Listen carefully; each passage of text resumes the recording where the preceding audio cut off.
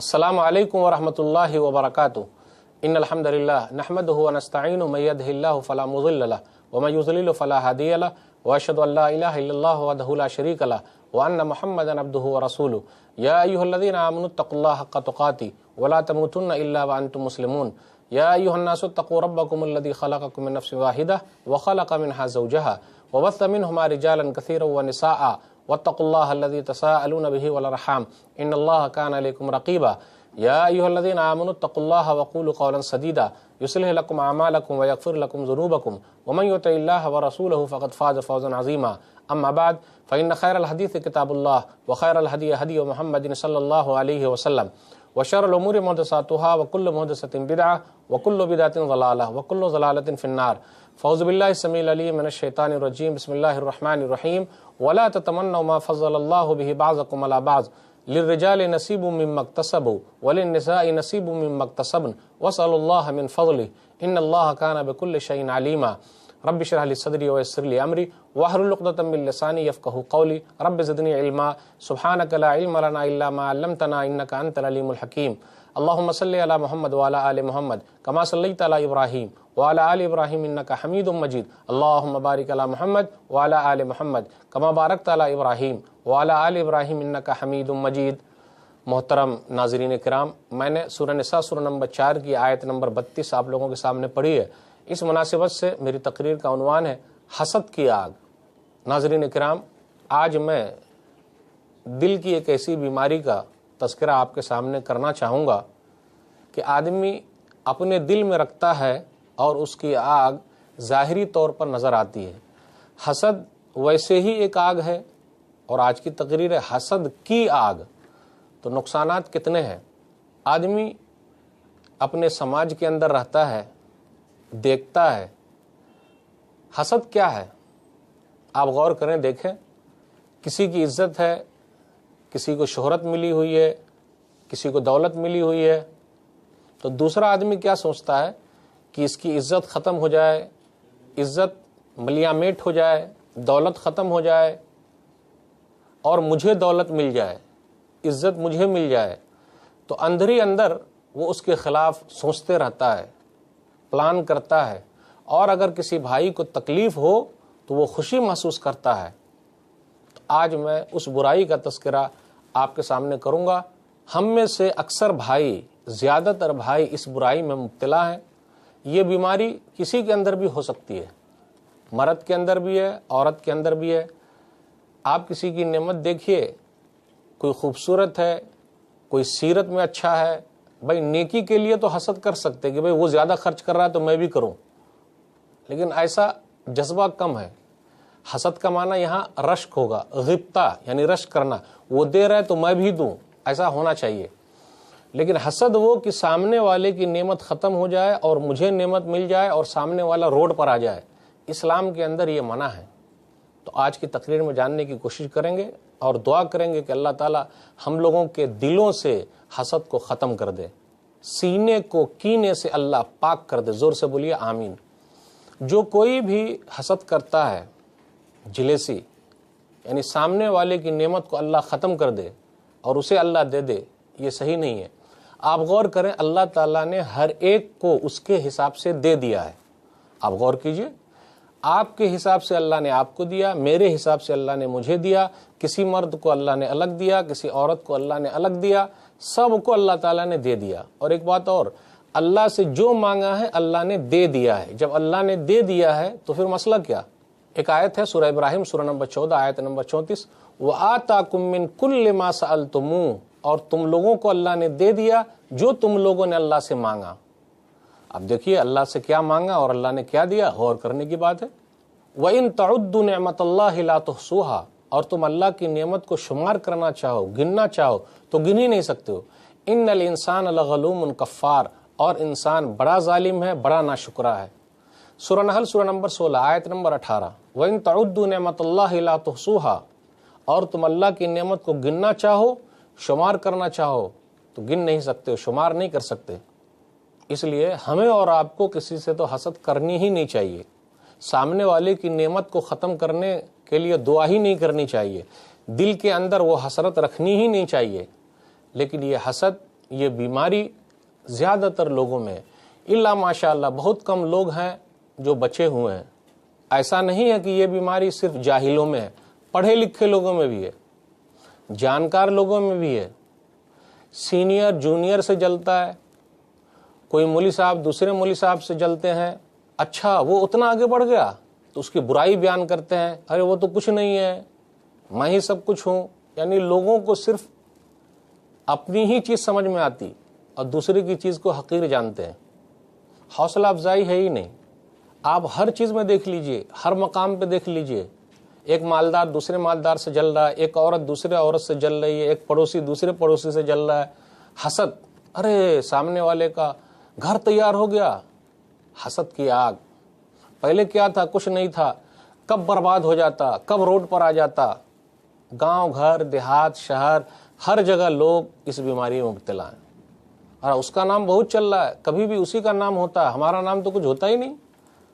مسجد کا میں متولی ہوں، وہی مولوی صاحب متولی نہیں ہے، لیکن ایک عام بات، لوگ پوچھتے ہیں امام صاحب کہاں ہیں، تو کچھ متولی کو لگتا ہے مسجد کا متولی میں ہوں تو میرا نام نہیں لیے، امام صاحب کا نام لے لیے تو ٹھیک ہے، تو ہٹا دینے کا.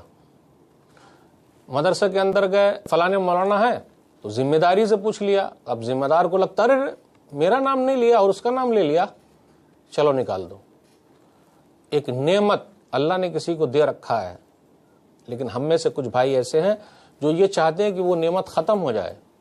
اگر حسد کی بیماری، جلیسی، نعمت کو سامنے والے کی ختم کرنے کے لیے دل میں دعا اور آرزو اور تمنا ہو تو یہ چیز صحیح نہیں ہے.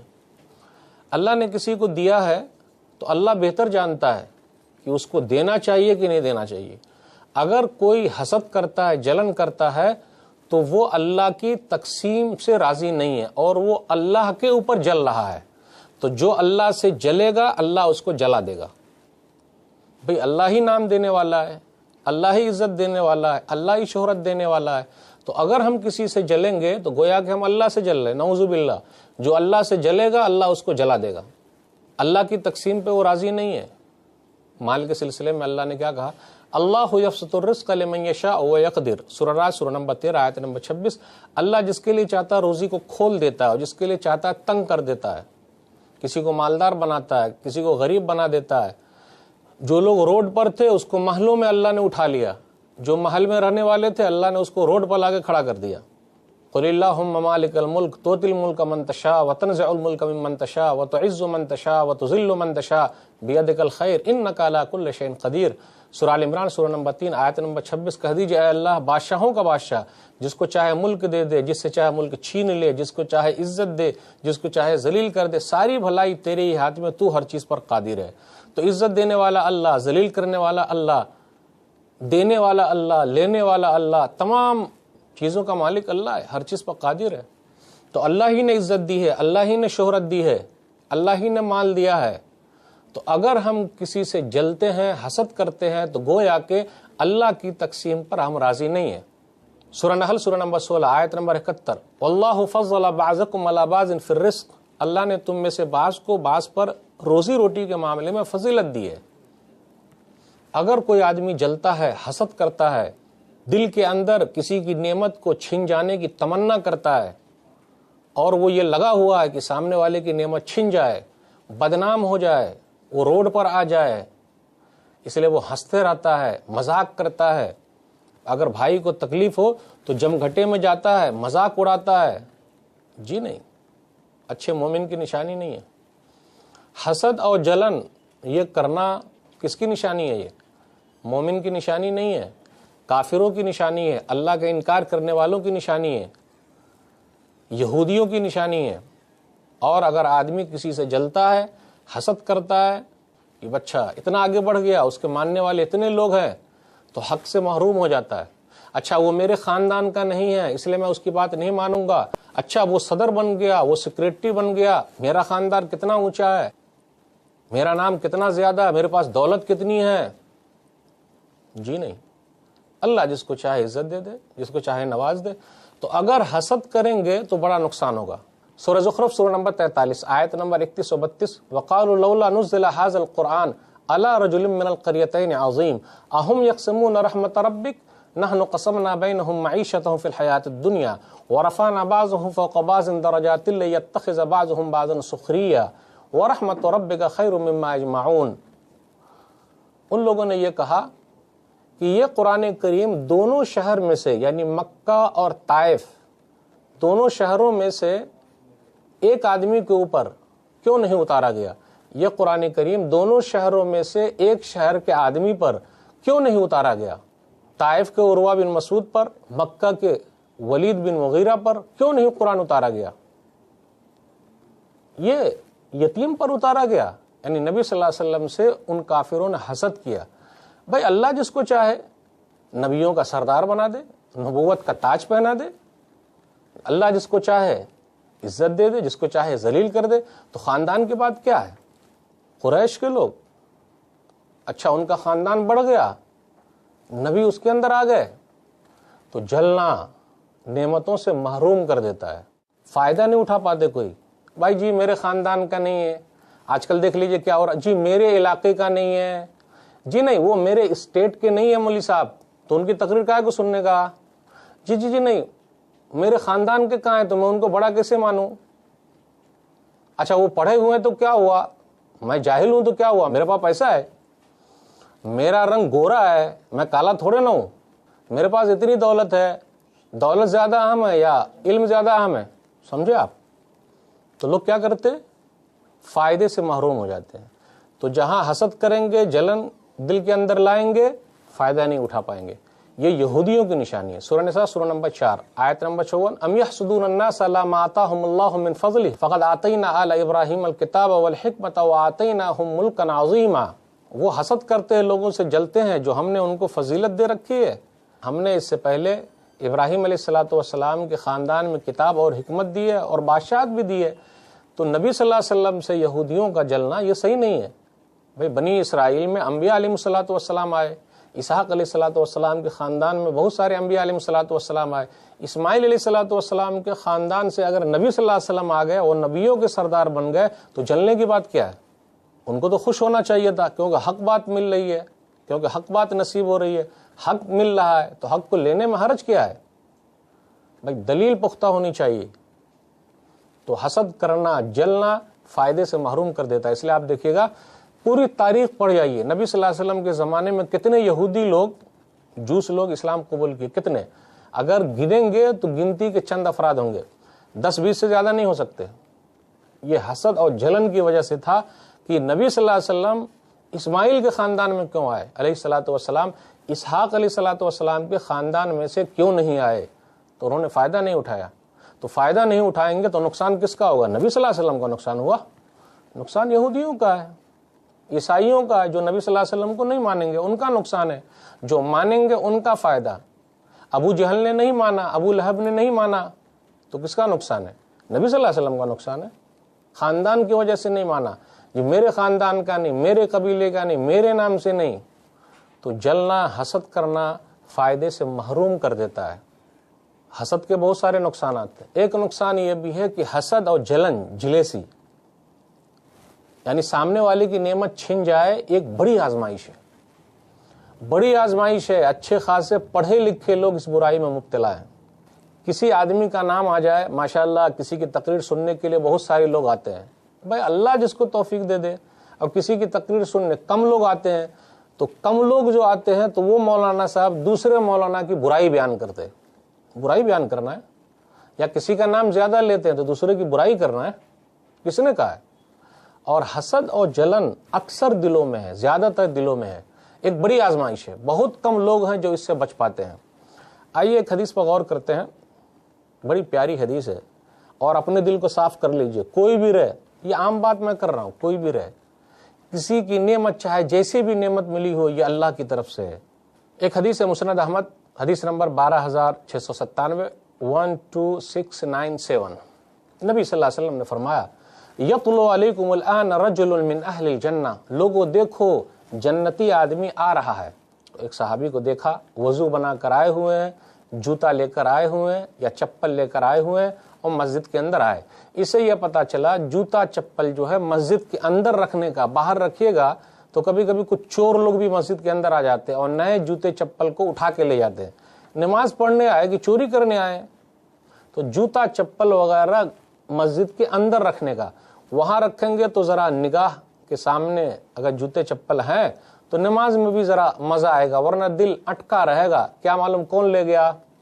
तो वो साहबी जो है मस्जिद के अंदर आए, वजू बनाए हुए थे, जूता या चप्पल लेकर आए, तो लोगों ने देखा अच्छा यही जन्नती हैं? बोले हाँ जन्नती है। फिर नबी सल्लल्लाहु अलैहि वसल्लम ने फरमाया यतलु अलैकुमुल आन रजुलुन मिन अहलिल जन्नह, लोगों देखो जन्नती आ रहे हैं। दूसरे दिन फरमाया, फिर वही साहबी आए, वजू बनाए हुए हैं, पानी टपक रहा है, आए, नमाज पढ़े, चले गए। नबी सल्लल्लाहु अलैहि वसल्लम ने तीसरे दिन फरमाया यतलु अलैकुमुल आन रजुलुन मिन अहलिल जन्नह, लोगों देखो जन्नती आदमी आ रहा है। अब 3 मरतबा तारीफ हो गई, नाम ही से तो लोग जलते हैं। अच्छा सेठ ने उनका नाम ले लिया, उसके खिलाफ भड़काता हूं, इसलिए आप देखिएगा कंपनी के अंदर भड़काते रहते, ओह उसका नाम ले लिया, बताता हूं, कान भर देते। और अक्सर सेठ लोग कान के बड़े पतले होते हैं। पतले इस माने में पतले हैं तो बड़ा अच्छा है कि हाँ भाई सबकी सुनने का जो हक है वो बोलने का, लेकिन इस माने में पतले होते कि अपने खैर खा को समझ ही नहीं पाते कि हमारा असली खैर खा कौन है। ये हर जगह चल रहा है, इसलिए एक दूसरे के खिलाफ भड़काना, एक दूसरे के ओहदे को छीन लेना, नाम को नीचा कर देना, बेइज्जत करना चल रहा है। नबी सल्लल्लाहु अलैहि वसल्लम ने उस सहाबी का जिक्र किया और कहा, 3 मरतबा कहा वो जन्नती है।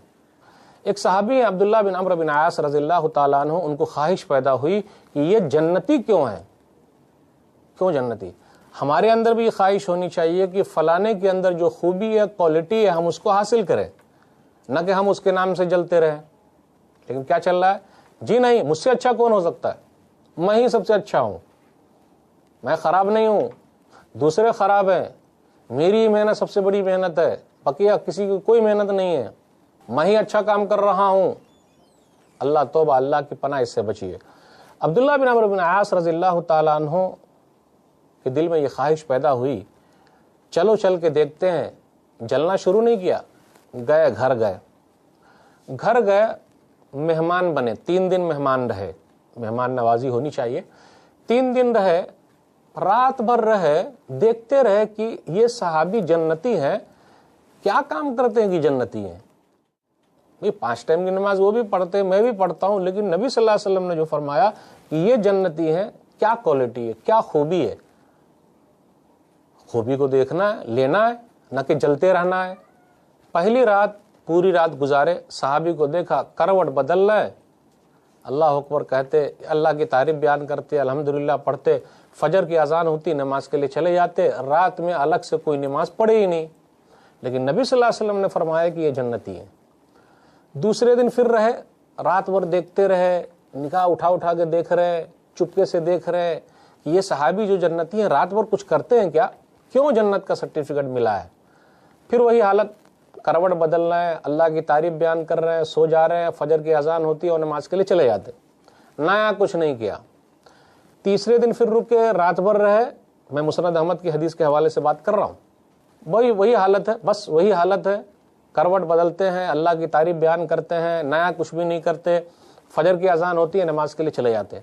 3 दिन रहने के बाद अब्दुल्ला बिन अम्र बिन आस रज़ियल्लाहु ताला अन्हु ने कहा, भाई जा रहा हूँ।